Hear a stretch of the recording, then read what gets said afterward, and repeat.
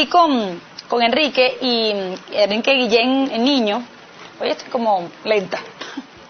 Y él ha planteado este documento ante el Tribunal Supremo de Justicia porque él cree que la gente, el venezolano, tiene que ser consultado. Primero, si entiende que es el socialismo, y en segundo lugar, si lo acepta, para después entonces hacer este planteamiento de incluirlo en la Constitución. Ahora fíjate, el presidente de hecho dice que la gente participe, que la gente opine, que lo discuta, que lo analicemos. Quiero saber si para ti eso ya quedó satisfecho desde el punto de vista de que todos los sectores fueron consultados y el país dijo sí, queremos ese tipo de socialismo. Segundo, si el presidente ha explicado qué es. Porque en estos documentos oficialistas te dicen que ese socialismo del siglo XXI es cristiano, no es marxista y además es bolivariano. Sí, fíjate. Cuando el presidente gana las primeras elecciones, él estaba, todos recordamos, que con el tema de la tercera vía, de Tony Blair, el capitalismo con rostro humano. En varias declaraciones él dijo que él creía en un capitalismo con el rostro humano. Pero poco a poco él fue abandonando esa tesis. ¿Qué sucede? Bueno, hasta peleó con Tony Blair. Hasta peleó con Tony Blair. de todo, güey. ¿Qué sucede? La Constitución del 99 no está condicionada para el socialismo bolivariano. ¿Por qué? Porque la Constitución prevé una democracia protagónica y participativa, como se ha dicho en muchos medios. Eso está también establecido en el artículo 62 de la Constitución. Entonces, ¿qué es lo que se está invocando? Que el deber ser es que primero había que hacer un referéndum consultivo para ver si el país como nación aceptaba lo que es el socialismo bolivariano, con una definición de las líneas fundamentales de ese socialismo bolivariano, para después ir a una reforma. Es decir, dentro de esa pregunta, dentro de ese planteamiento, se iban a decir cuáles son las líneas fundamentales del socialismo bolivariano y sí, entonces, ahí uno decía, sí acepto. Sí acepto, y que se va a tener que reformar la Constitución en estas materias. Ahora, ¿qué pasa? Detrás de un concepto, cualquiera que tomemos, socialismo progresista, capitalismo con rostro humano, marxismo, no sé, detrás del concepto no hay nada. Eso hay que poder configurarlo bien. ¿Por qué? Porque las palabras dan para todo.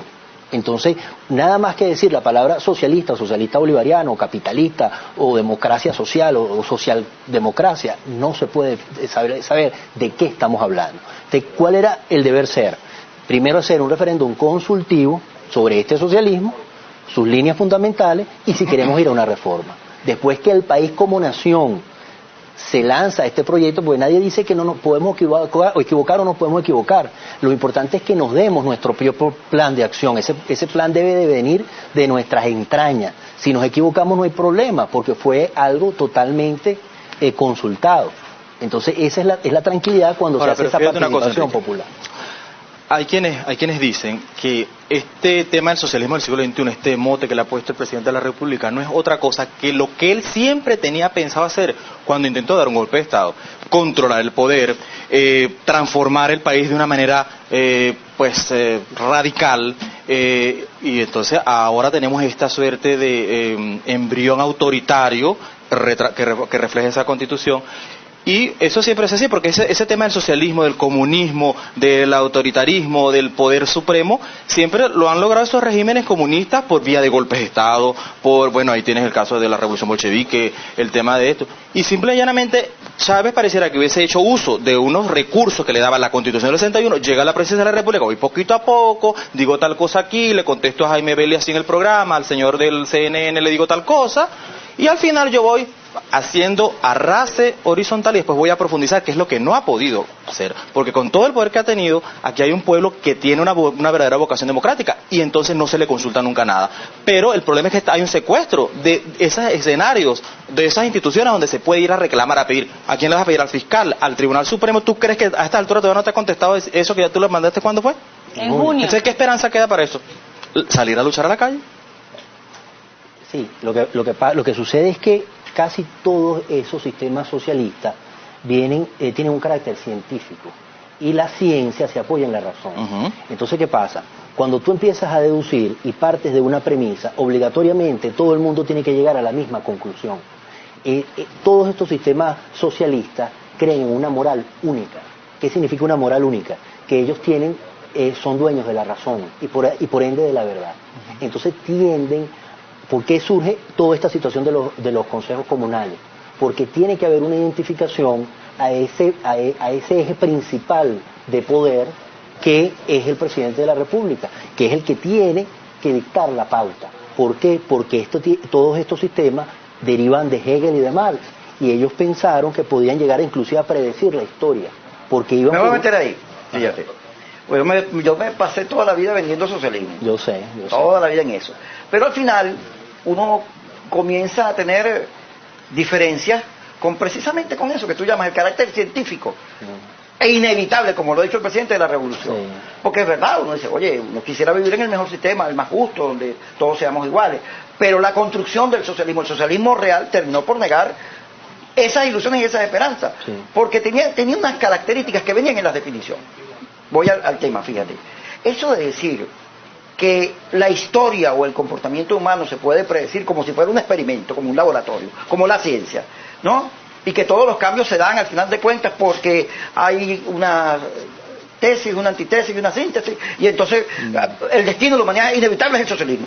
Eso no solo ha resultado mentira, porque en el momento en que Marx apareció y hizo su tesis y su trabajo, acuérdate que en ese momento el debate era con los idealistas, con la gente que defendía a Dios como la razón creadora de todo, entonces él afincó mucho en eso. Pero ¿qué iba a saber Marx? Que se iban a dar fenómenos sociales tan complejos y difíciles como los que representan cambios tecnológicos como la televisión o el computador personal. ¿Cómo iba a predecir que la humanidad iba a coger para cualquier lado distinto al que él pensó? Eso es muy difícil, ¿no? Tú no puedes meter al comportamiento del hombre en ese criterio tan cerrado que es la ciencia y cómo se repiten los procesos. Entonces, uno comenzó diciendo, oye, pero eso que era el socialismo, que era un pensamiento bonito, ¿cómo terminó? Oye, porque lo que caracterizó a Stalin, a Ceausescu, al Crimen Rojo, a Mao Zedong o a Fidel Castro, fíjate, ahí hay ese comportamiento del líder, el líder que lo impulsa todo, esa concentración de poderes, ¿no? Cómo él termina representando ese líder a la sociedad completa y cómo la democracia termina siendo ahogada porque la democracia representa un concepto burgués, la verdadera democracia del socialismo. ¿Tú no viste cuando el presidente presentó la reforma que dijo, solo en el socialismo hay la democracia? Y fíjate cómo la reforma toda repite el mismo error que tuvo Stalin y todos los demás. Entonces uno dice, oye, yo no sigo defendiendo el socialismo porque me parece que ahí no están los sueños del hombre de felicidad, solidaridad, hermandad y todo eso. No todos los cambios se dan porque hay una crisis y una confrontación. Muchos de estos países nuestros que están por aquí en nuestras islas recibieron su independencia porque se la regalaron, porque les llegó en una carta. De manera que, dicho esto, pues le digo a usted, se puede predecir, es inevitable lo que el presidente está haciendo en Venezuela. ¿Estamos condenados al socialismo del siglo XXI bolivariano? No, para nada, no. Bueno, la existencia tiene un carácter trágico, pero no hay un destino fatal, ¿no? Sí es importante señalar que uno de los avances del humanismo más importante y que tiene el movimiento liberal, que es muy tierno y que es algo muy humano, es el hecho de respetar a las minorías. Porque ¿qué pasa? Si un presidente es líder de una nación y respeta a un líder que representa el 5%, es una lucecita ahí que está ahí, pero la respeta y deja que exista.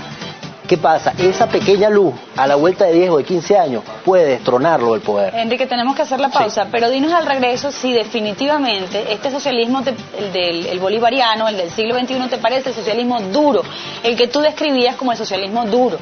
Hay muchas ocasiones en las que el presidente ha dado una definición de socialismo, pero hasta se contradicen.